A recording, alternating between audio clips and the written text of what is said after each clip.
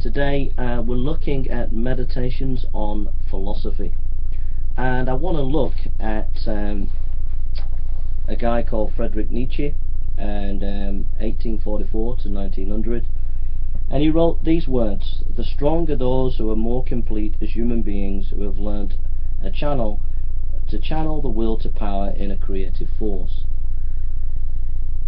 The idea that Nietzsche was trying to propound was to have the will to live, the will to get on with life, and basically to submerge your passions and to be strong. And this kind of morality is really just a throwback to Stoicism. Really, there's nothing new about what Nietzsche is saying. Modern historians of philosophy have tried to do new historiography over the last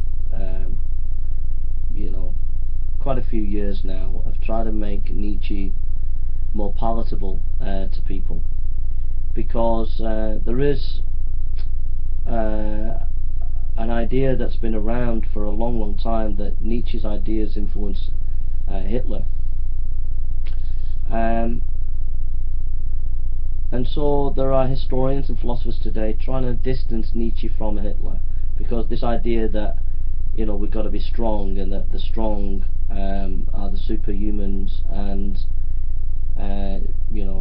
Hitler took these kind of ideas on and adapted them in his program of killing Jews, etc. I would say that the historiography that modern historians and philosophers are doing is misplaced. I think that they're doing the tendency that often modernist thinkers have often done, and that is they've often idolized Western philosophy and Western philosophical figures, and that's why you have postmodernist philosophers and postmodernist thinkers who have been willing to slay the sacred cow of idolizing some of these Western philosophers. And we can't idolize Nietzsche. He said some things that were dangerous and had disastrous political consequences in the Second World War. That's a fact. You only have to read Nietzsche's writings yourself, without the aid of these modern philosophers and historians, to really get a grip of the fact that they're sweeping vast swathes of Nietzsche under the carpet and not willing to look at it fully, what he was saying, and they're trying to rewrite history to suit themselves. But he says the strong are those who are more complete as human beings, who have learned to channel the will to power into a creative force. How does one channel your force if you haven't got free will? How did Nietzsche solve the problem of free will with his position? He never did, nor has any humanist ever done. And is it true to say that the strong are more complete? The Apostle Paul says, when we are weak, we are strong. Every philosopher in history has always had some kind of weakness. If you think of Nietzsche himself, in his last days, he completely changed from his philosophy when he hugged a horse. That was him showing weakness, compassion, the thing that he would complain about Christianity, that Christianity shows compassion, which is a sign of weakness. So even in his own philosophy he showed weakness. Someone who's in a wheelchair, somebody who's on a hospital bed, somebody of a different race, different gender, to say that the strong are the more complete is a very discriminatory statement, and I definitely feel that Nietzsche's philosophy fails on that account. he struggled a lot. He went through a lot of pain. He went through a lot of hurt in his life. He was a big egotist, and he was a frustrated man, and he couldn't achieve what he wanted to achieve, and what he wanted to achieve most of all was love. But the woman he loved would not love him, and so he became bitter and twisted. And in the end, he couldn't cope with the weight of life, and he had a breakdown, directly contradicting everything that he said. He became weak in his last days. And here he says, the strong are those who are more complete as human beings, who have learned to channel the will to power in a creative force. The irony is that he lost his will in his last days. Jesus never lost his will. Jesus, right up until the dying of the cross, was doing the will of the Father. God bless you. These are my meditations on philosophy. Hi folks, hope you are okay today. We are looking at the philosopher Johann Christoph Schiller, 1759-1805. Schiller was a great influential philosopher in Germany round about the time of the Enlightenment. He was a philosopher in the area of aesthetics, where he had ideas about art, and this quote kind of sums up his philosophy. It says, "Great is he who conquers the frightful, sublime is he who while succumbing to it fears it not."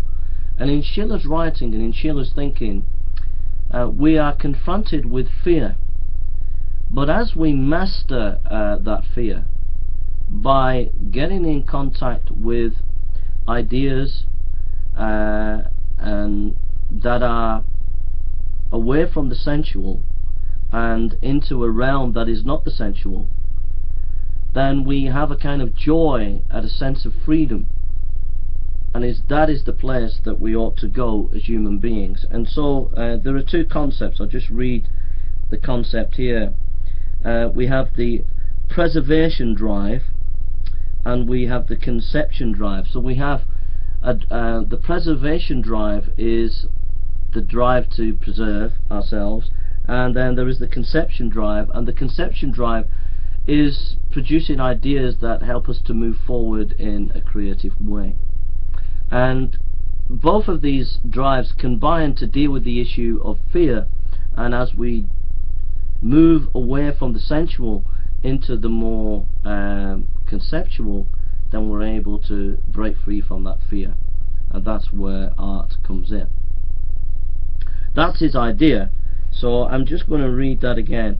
"Great is he who conquers the frightful, sublime is he who while succumbing to it fears it not." I think the issue with Schiller, and I think that it's not often readily admitted, but the Enlightenment did borrow from the Christian worldview. And Schiller's conception of human beings is still grounded in the Judeo-Christian concept. And that goes right back to Genesis 1 and 2 and 3, where Adam is made and Eve made in the image of God. They are in nature, but they are not of nature. And it is that concept where human beings have dominion over nature and are unique within themselves is still in residence within Schiller's philosophy, I think. And that is where I think that his idea of cutting himself off from the sensual, and that the implicit idea that human beings are unique above nature. But I would say that he's not being consistent in his philosophical thinking. And I would say that 19th and 20th century philosophy and thinking has made human beings realize the logic and consequence of their own philosophy. What I'm trying to say is this: is that Schiller has the the Christian concept that human beings are special and above nature and can be detached from nature, can exercise their will above nature. That is from the Judeo-Christian position of Genesis 1, 2 and 3. But as the Enlightenment went on and glorified in its rationality, by the 19th century, when Darwin came along and said that we were from monkeys, man, though he glorified himself as being reasonable, became irrational, connecting his irrational mind to the fact that he thinks that he came from monkeys and that he came from mud. Thereby, when he glorified himself rationally in the Enlightenment, reason was destroyed and put in the mud of the Darwinianism. The 20th century has been an outworking of that irrationality, that once you exalt yourself with reason, you become in the mud with reason, and that is what evolution is. Only until man captures the true dignity that he has, that human beings are above nature, that they have a rational mind, that they are able to conquer nature, they're able to be custodians of nature because they are made in the image of God. Only until they recapture that will human beings live in the full dignity of what they were meant to live. But if human beings realize, say that they are part of nature in the terms of they came from slime, then their rationality will be seen as the rationality of an animal. And if that's the case, they will act like animals, and that's what you're seeing in that's what you saw in the 20th century, human beings acting like animals in the First and Second World War. And that is what you're going to see more and more, is human beings acting more like animals rather than like human beings with dignity, self-worth and love.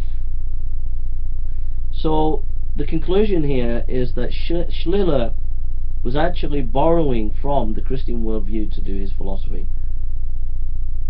Otherwise, if he was consistent, he would actually realize that if he was following his own philosophical foundation, then he could not be talking to try and detach the will, to be able to be creative and detach that will from nature. Those are my thoughts on the issue. I do think that his issue about fear is interesting, but I think that it's only part of human experience. Often these philosophers will latch on to one or two issues and then do a whole big philosophical school from that one or two issues. His big issue is the issue of fear. You can see that going down into Kierkegaard, but fear is only one issue. If you're going to have a real solid worldview, you've got to deal with a lot more than one issue. And Jesus says, do not fear. He conquered fear by saying, do not fear, because he was the God over every worry and can carry every worry, so we don't have to fear. Thank you for listening, and God bless you. Hi folks, hope you're okay today. It's good to be with you. We're looking at the French philosopher Simone de Beauvoir. I hope I'm pronouncing that correct. Simone de Beauvoir, 1908 to 1986. She made this statement: one is not born, but rather becomes a woman. One is not born, but rather becomes a woman. In order to understand that statement, you have to understand Jean-Paul Sartre's philosophy. And Jean-Paul Sartre says, or said, that we are not humans ontologically. These are my words, not his words, but basically what he's saying is we're not human beings in our essence, say. We are human beings in action. And if you take that philosophy, and she was a lover of Jean-Paul Sartre, and she takes that philosophy and applies it to female issues. So basically, if you're not a person in essence, well, you're not a woman in essence. You only become a woman by action. She wrote a book called The Second Sex in 1949, which is really a history of the way women have been treated. And what she noted is that women have been defined by social, cultural, political moorings. So for example, in the 1950s, you had the idea of women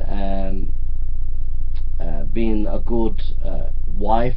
You had in the 1960s, 70s, 80s the idea that women are superwomen, they could do it all. And so basically she was saying that women are defined by their culture, by their social political morals, by religion, and we're to break free from that as women by acting, and as we act in the way that we feel we should, that's when we're defined the way we should be defined as women. That's basically where she is going with her philosophy and thinking. I think a couple of issues here. One is Jean-Paul Sartre's idea of freedom and her idea of freedom. There is no intellectual foundation for that. If they believe in evolution, there is no free will.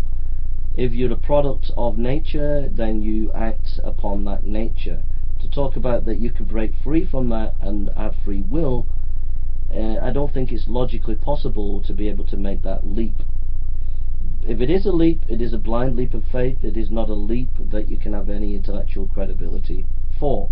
So her whole philosophical analysis and Sartre's fails on this issue of free will. Secondly, it fails on the issue of ontology. To say that we are not a person in essence, but in the way we act, I would say that we act only in according to our essence. That we cannot act unless we have an essence. We cannot act unless we have an ontology, a being. So I think there is a fundamental problem in there's not considering the existential reality of ontology, that is being. That is to say that we as individuals, as females and males, have a nature, and it is from our action, it is our action that is based in our nature. So to make it is an intellectual mistake to say that we only are what we do by what we act. We are what we do by who we are and what we act. Our actions come from our nature. And so the questions are, well, what is our nature? And, you know, there are structures within nature. So, for example, there are females and there are males. And in the structure of that, within that, there are our experiences, our memory, our knowledge, and all these things make up the individual. And they go into who we are as persons. So I think that there's a fundamental problem with Sartre and a fundamental problem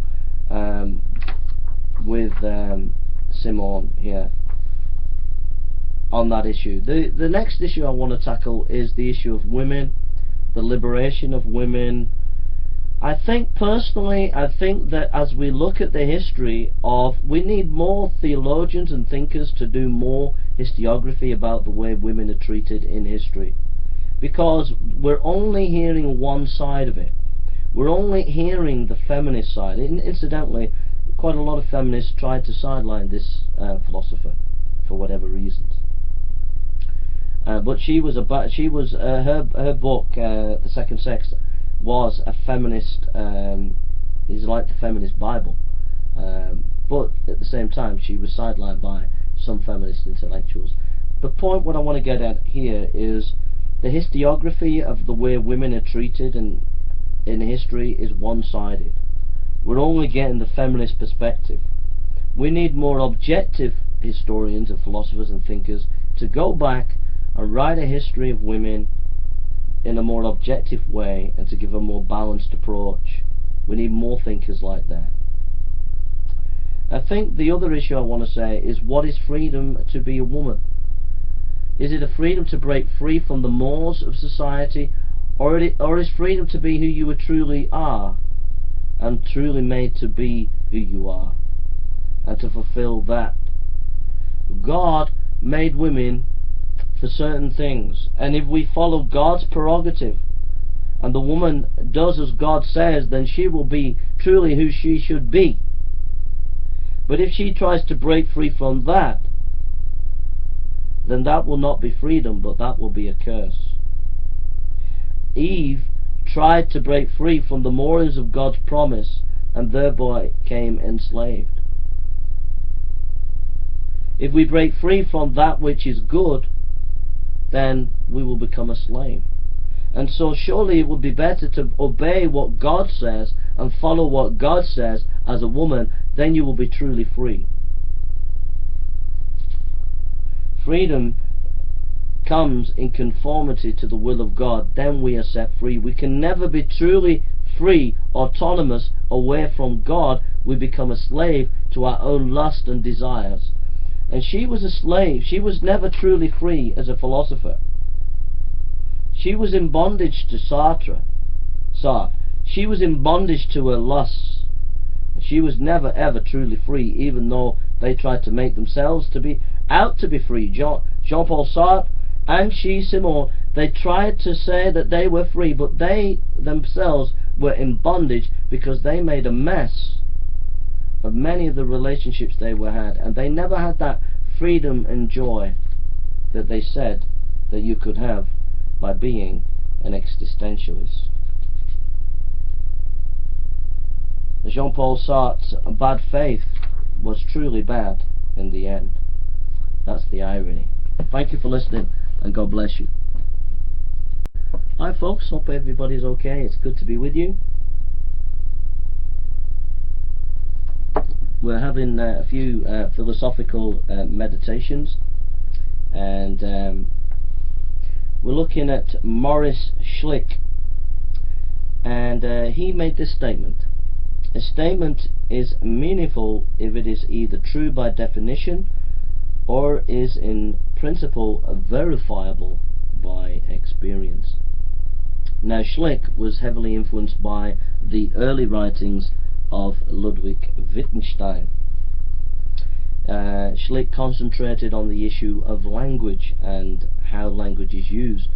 So, for example, a statement that is made would be true if you could verify it in experience, and if you could define it in a way, for example, a logical construction that makes sense. That's basically his idea. The problem with this is called positivist idea of knowledge. The problem with this is it defeats its own statement. Any statement that cannot either be defined or verified in experience is meaningless. And Quine, who was an empiricist himself and a philosopher, made the point that the positivist claim itself cannot be verified. That there is the fundamental postulate within the positive position that cannot be tested and cannot get away from being a tautology.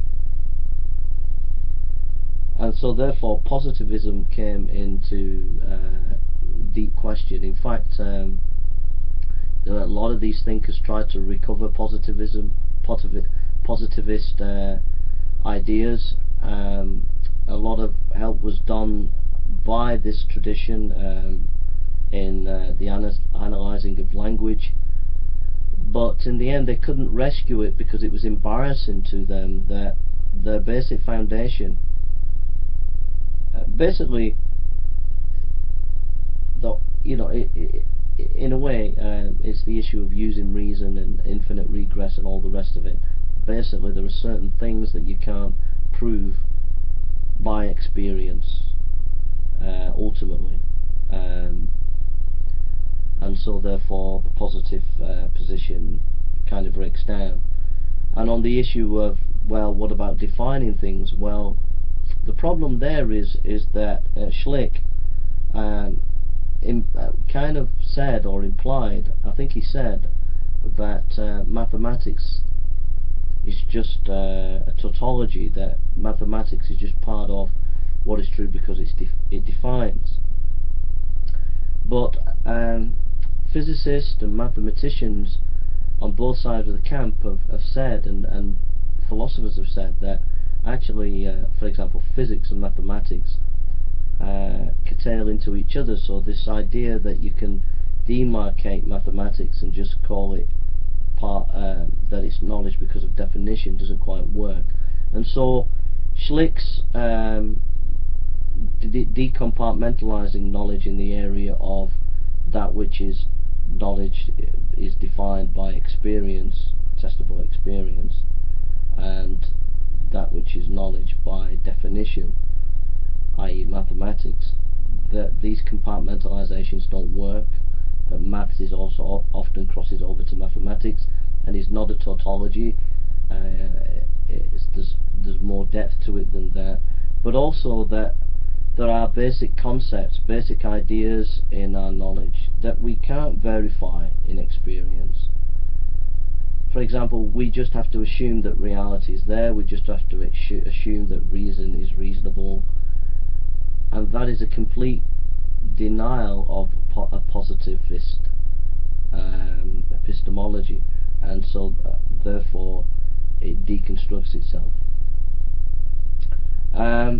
From a Christian point of view, I think it's important to be careful about your language, and Schlick gives us that.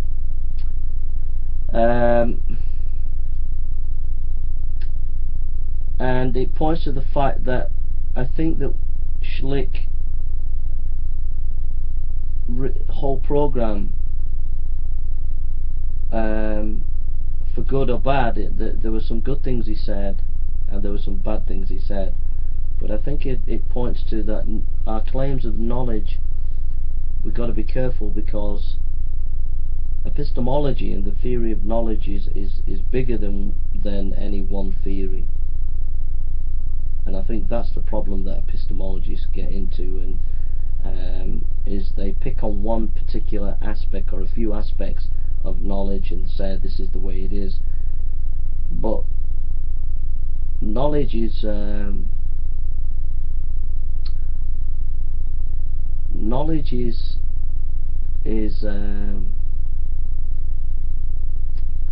it's integrational, it's multidisciplined, and I think that's the problem that Schlick failed to grasp.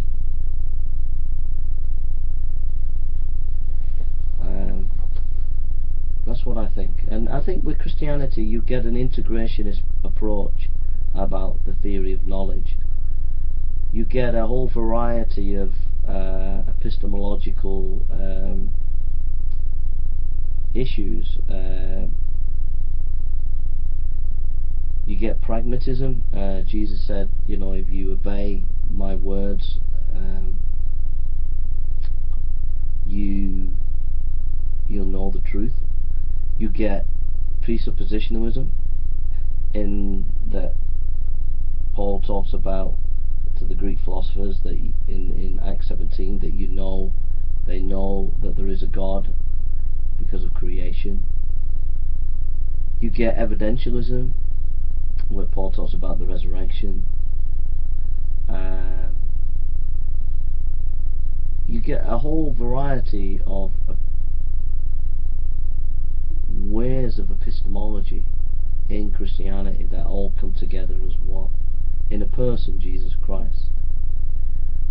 And I've said that, and I think you'll find more and more epistemologists and more philosophers will be moving in the next 20 years in this direction, and that is that they'll start to do epistemology with the concept of the relational. It's only beginning to take root at the moment, but you'll find that this will be a major philosophical discipline, that epistemology has to be rooted in the idea of the relational. Martin Buber, many others in the past have mentioned varieties and variations on that, but I think it needs to be fleshed out more, and Christianity is rooted in a relationship with Jesus Christ. Those are my thoughts anyway. Hi folks, hope you're okay today. It's good to be with you. We've just been looking at meditations on philosophy. This is part 5, and I might do a few more in the series over the next couple of days. Peter Singer is a very controversial philosopher, and he made this statement: the only moral absolute is that we should do what will have the best consequences for all those affected by our actions. Peter Singer is what is called a utilitarian preferencist. That is to say that the utilitarians believe that you do an action and the majority of people that are blessed by that action, that's the best action to make. If they're happy, if it gives them the greatest pleasure to the greatest number, then that action is right. For Peter Singer, he is a utilitarian, but he applies it to more a preference. That is to say, the greater number that come together with a preference that have worked and compromised to some kind of general goal or idea. That is the best way to do a moral action. He has the philosophy that animals have the same rights as human beings in terms of suffering, that we shouldn't make animals suffer, although he does say that animals could suffer if we have to experiment them to help the human race, but generally speaking he's saying that animals shouldn't suffer, that there's no point, they are on the same equality with human beings, and yet at the same time he would say that a fetus is not a person, because a person is someone that is conscious, that etc. And with the consistency of his definition of personhood, that means a fetus could be aborted. And so people have wondered, well, why is it that he can advocate human rights for apes but not for fetuses? And the answer is because of his definition on personhood, and he's being consistent in his own philosophy to the idea of personhood when it comes to fetuses. However, though he may be consistent, it doesn't necessarily mean that he is rational in what he's saying. Surely there is more to being human than just being conscious. What about people who are not aware that they are conscious? People who are mad. Should they be terminated? Should they be killed?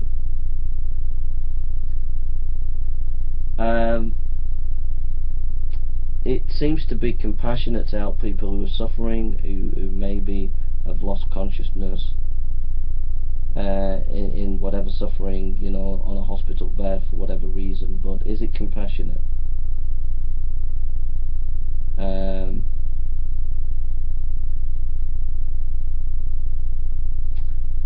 We have to treat human beings with dignity, and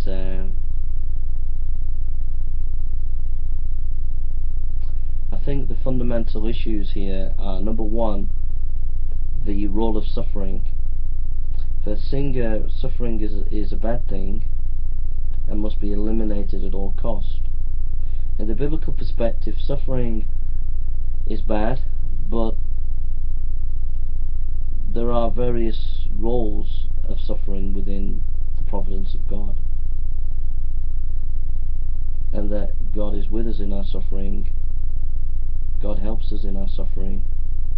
God has given us gifts, i.e. doctors and nurses, to help us in our suffering. But then should that allow us to then take someone's life if they're suffering?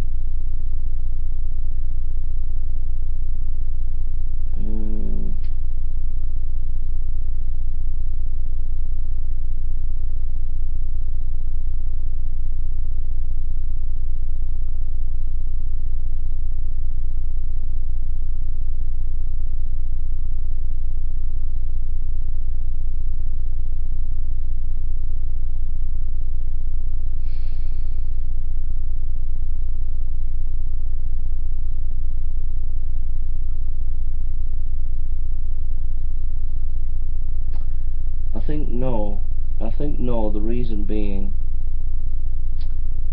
because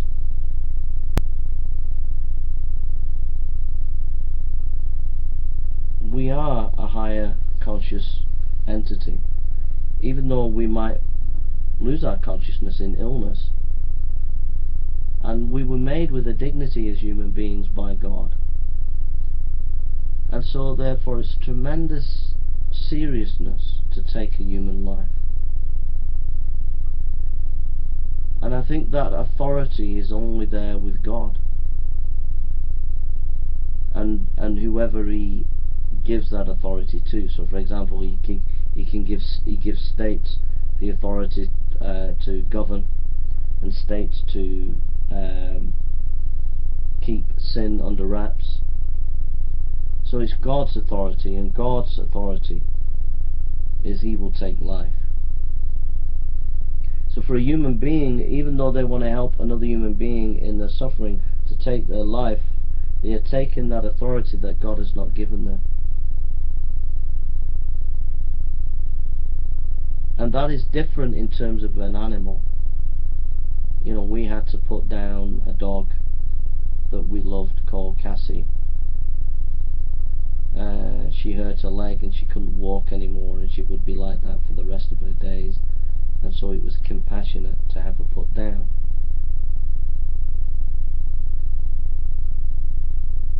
But we as human beings have been given that authority by God,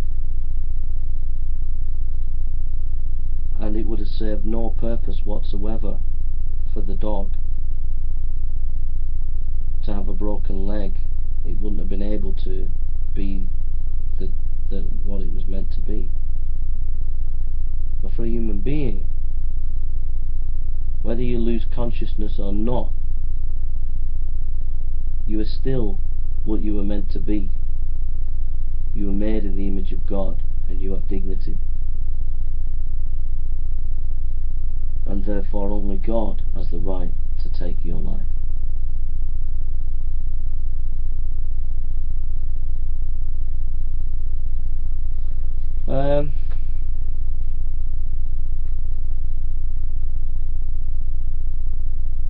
Yeah, it's deep stuff. Peter Singer.